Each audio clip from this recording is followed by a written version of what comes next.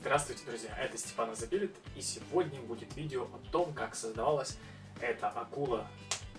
Это базука персонажа Джинкс из игры Лига, легенд. Основные материалы, из которых изготовлена данная базука, это ева плотностью в 55 шор, толщиной 1 см и 3D печать местами, кое-где.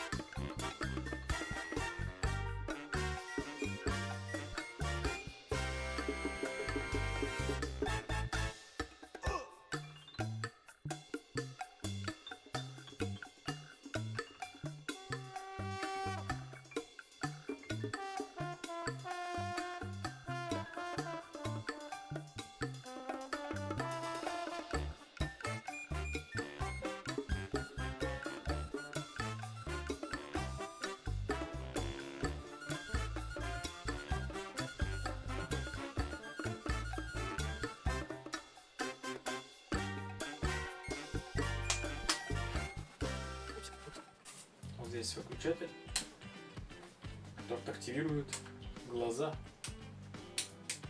Сделал именно желтую заливку из эпоксидной смолы. В качестве подсветки использованы светодиоды СМД. Питаются они от батарейки на 9 вольт крона, которая комфортно устроилась вот здесь вот в снаряде внутри. Сюда по желанию можно установить еще одну такую крону про запас, так сказать, на фестивале, чтобы если вдруг основная батарейка закончила свое действие, то можно было переключиться на запасную.